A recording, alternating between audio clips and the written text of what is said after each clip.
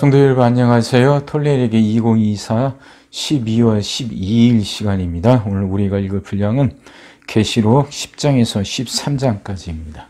요한계시록은 이제 묵시록이잖아요. 그 묵시록의 특징에 대해서 한번 더 이렇게 말씀드리겠습니다. 그러니까 이 묵시록은 전쟁과 박해로 인한 그 시대적 산물이죠. 그 때문에 힘들어하고 어려워하고 있는 성도들에게 그 위로와 격려 해주려는 목적으로 기록된 책입니다. 그러니까 이 묵시록은 그 기록한 사람들이 있을 거 아닙니까? 그러니까 그들은 보통 이게 무화경이죠. 무화경 속에서 환상이라 꿈으로 보고요. 그래서 꿈으로 보고 그걸 표현하고, 그래서 이건 개개인이, 이 묵시록을 보는 사람들, 그 개개인의 신앙적 결단을 강조합니다. 또 이들이 이 계시록이, 이게 묵시록이 말하는 그 역사관은요, 종말론적 그리고 결정론적 역사관입니다.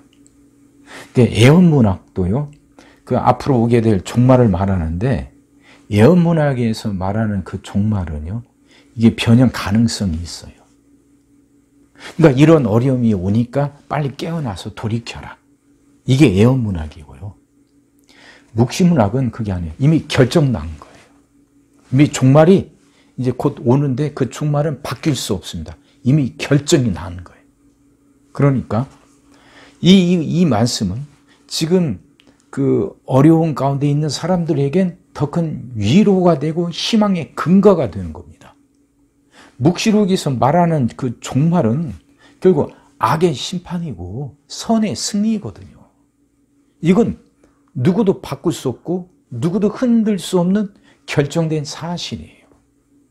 그러니까 지금 고난당하고 핍박받고 있지만 우리를 핍박하는 그 악한 세력들은 반드시 멸망할 것이고, 그 핍박 가운데에서도 신앙을 지키고 있는 우리는 반드시 승리할 것이다.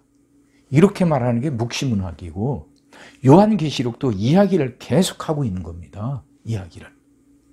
그 요한계시록 안에 많은 이제 이해가 잘 안 되는 수많은 환상들이 많이 나오다 보니까 이게 좀 이해가 힘들고 어렵죠. 근데 이 요한계시록, 그러니까 묵시문학이 어떤 것이란 걸 분명히 이해하고 보면 그렇게 꼭 어렵기만 한 것은 아닙니다. 이 종말론적 역사관, 그리고 결정된 종말론, 이것은 우리에게 고난당하고 있는 사람들을 서로 위로해주고 서로 현재를 이겨낼 수 있도록 힘을 줘요. 그들이 지금 바라보는 현재는 비관적인 건 사실이죠. 핍박이 있고 악한 세력이 있고 하니까. 하지만 그 결론은 다르다는 겁니다. 자, 이것들 생각하시면서 읽어보세요.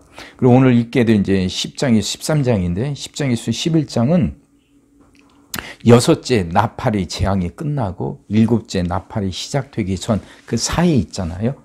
음악으로 말하면 간주곡 같은데 그 사이에서 두 가지 이상을 말하는 겁니다. 천사와 두루마리에 관한 이상, 그리고 두 증인에 관한 이상이 들어있죠. 12장부터 19장까지는 이제 두 번째 환상이 시작이 돼요. 앞에서는 이제 일곱 나팔이라 말하는 첫 번째 환상이었죠.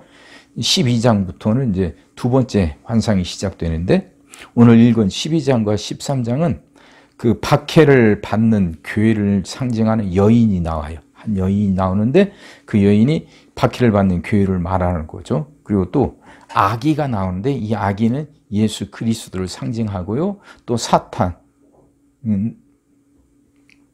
사탄을 상징하는 것이 나오고, 그 다음에 이제 이것들이 서로 추격하고 도주하고 그러면서 박해받지만 끝내 승리하게 된다 하는 내용을 말하고 있는 겁니다. 결국 사탄을 이기게 될 것이다 하는 내용이죠.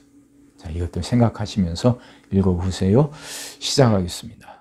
내가 또 보니 힘센 다른 천사가 구름을 입고 하늘에서 내려오는데 그 얼굴 위에 무지개가 있고 그 얼굴은 해 같고 그 발은 불기둥 같으며 그 손에는 펴놓은 작은 두루마리를 들고 그 오른발은 바다를 밟고 왼발은 땅을 밟고 사자가 부르짖는 것 같이 큰 소리로 외치니 그가 외칠 때 일곱 우레가 그 소리를 내어 말하더라. 일곱 우레가 말을 할 때 내가 기록하려고 하다가 곧 들으니 하늘에서 소리가 나서 말하기를 일곱 우레가 말한 것을 인봉하고 기록하지 말라 하더라. 내가 본 바 바다와 땅을 밟고 서 있는 천사가 하늘을 향하여 오른손을 들고 세세토록 살아계시니 곧 하늘과 그 가운데에 있는 물건이면 땅과 그 가운데 있는 물건이며 바다와 그 가운데 있는 물건을 창조하신 이를 가리켜 맹세하여 이르되 지체하지 아니하리니 일곱째 천사가 그 소리 내는 날 그의 나팔을 불려고 할 때 하나님이 그의 종 선지자들에게 전하신 복음과 같이 하나님이 그 비밀이 이루어지리라 하더라. 하늘에서 나서 내게 들리던 음성이 또 내게 말하여 이르되 네가 가서 바다와 땅을 밟고 서 있는 천사의 손에 펴놓은 두루마기를 가지라 하기로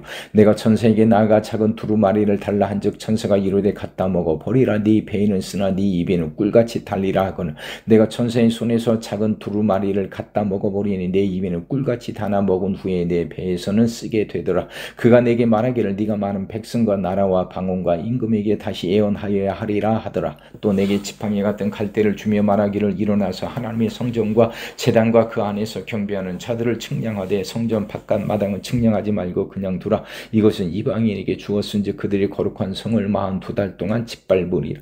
내가 나의 두 증인에게 권세를 주리니 그들이 굵은 베옷을 입고 1260일을 예언하리라. 그들은 이 땅의 주 앞에 서 있는 두 감람나무와 두 촛대니 만일 누구든지 그들을 해하고자 하면 그들의 입에서 불이 나와서 그들의 원수를 삼켜버릴 것이요 누구든지 그를 해하고자 하면 반드시 그와 같이 죽임을 당하리라.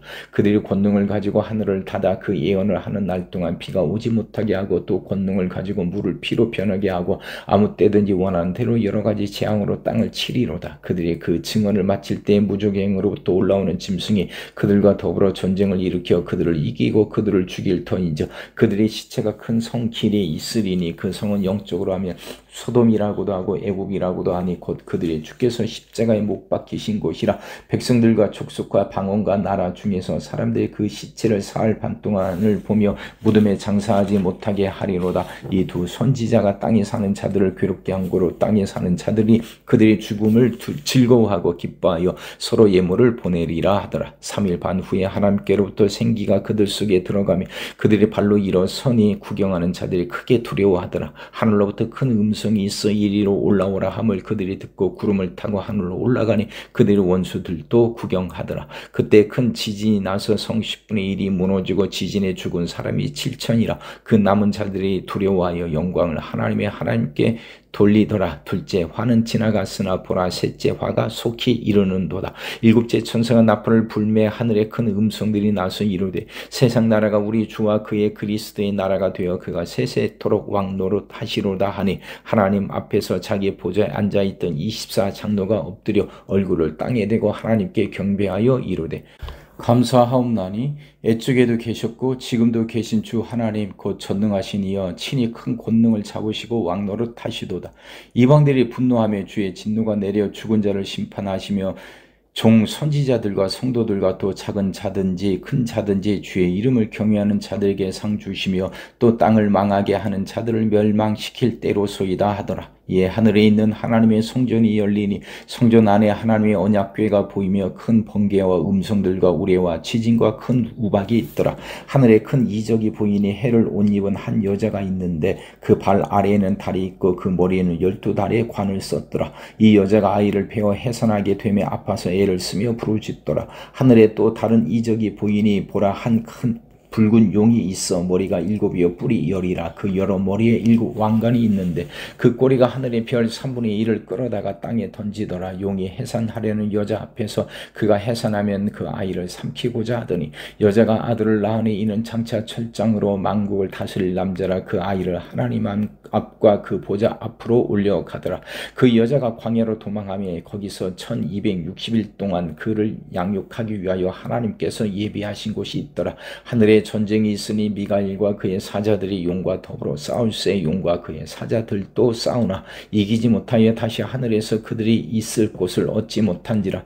큰 용이 내쫓기니 뱀 곧 마귀라고도 하고 사탄이라고도 하며 온 천하를 꿰는 자라. 그가 땅으로 내쫓기니 그의 사자들도 그와 함께 내쫓기니라. 내가 또 들으니 하늘에 큰 음성이 있어 이르되 이제 우리 하나님의 구원과 능력과 나라와 또 그의 그리스도의 권세가 나타났으니 우리 형제들을 참수하던 자 곧 우리 하나님 앞에서 밤낮 참수하던 자가 쫓겨나고 또 우리 형제들이 어린 양의 피와 자기들이 증언하는 말씀으로써 그를 이겼으니 그들은 죽기까지 자기들의 생명을 아끼지 아니하였도다. 그러므로 하늘과 그 가운데에 거하는 자들은 즐거워하라. 그러나 땅과 바다는 화 있을진저 이는 마귀가 자기의 때가 얼마나 남지 않은 줄을 알므로 크게 분내어 너희에게 내려갔음이라 하더라.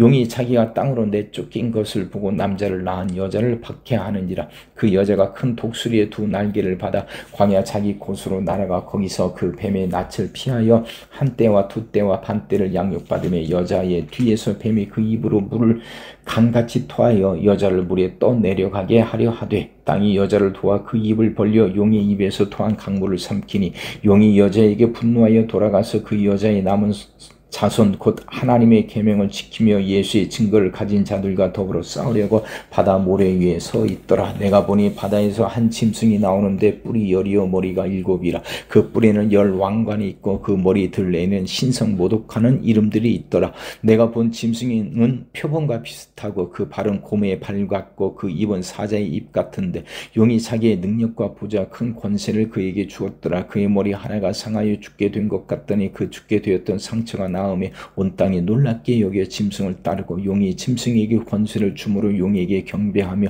짐승에게 경배하여 이르되 누가 이 짐승과 같으냐 누가 능히 이와 더불어 싸우리요 하더라. 또 짐승이 과장되고 신성 모독을 말하는 입을 받고 또 42달 동안 일할 권세를 받으니라. 짐승이 입을 벌려 하나님을 향하여 비방하되 그의 이름과 그의 장막 곧 하늘에 사는 자들을 비방하더라.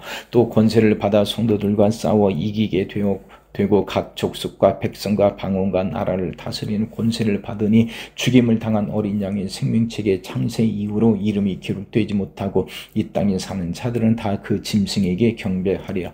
누구든지 귀가 있거든 들을지어다. 사로잡힐 자는 사로잡혀 갈 것이요 칼에 죽을 자는 마땅히 칼에 죽을 것이니 성도들의 인내와 믿음이 여기 있느니라. 내가 보매 또 다른 짐승이 땅에서 올라오니 어린 양같이 두 뿔이 있고 용처럼 말을 하더라. 그가 먼저 나온 짐승의 모든 권세를 그 앞에서 행하고 땅과 땅에 사는 자들을 처음 짐승에게 경배하게 하니 곧 죽게 되었던 상처가 나은 자니라. 큰 이적을 행하되 심지어 사람들 앞에서 불이 하늘로부터 땅에 내려오게 하고 짐승 앞에서 받은 바 이적을 행함으로 땅에 거하는 자들을 미혹하며 땅에 거하는 자들에게 이르기를 칼에 상하였다가 살아난 짐승을 위하여 우상을 만들라 하더라. 그가 권세를 받아 그 짐승의 우상에게 생기를 주어 그 짐승의 우상으로 말하게 하고 또 짐승의 우상에게 경배하지 아니하는 자는 몇이든지 다 죽이게 하더라. 그가 모든 자 곧 작은 자나 큰 자나 부자나 가난한 자나 자유인이라 종들에게 그 오른손이나 이마에 표를 받게 하고 누구든지 이 표를 가진 자 외에는 매매를 못하게 하니 이 표는 곧 짐승의 이름이니 그 이름의 수라.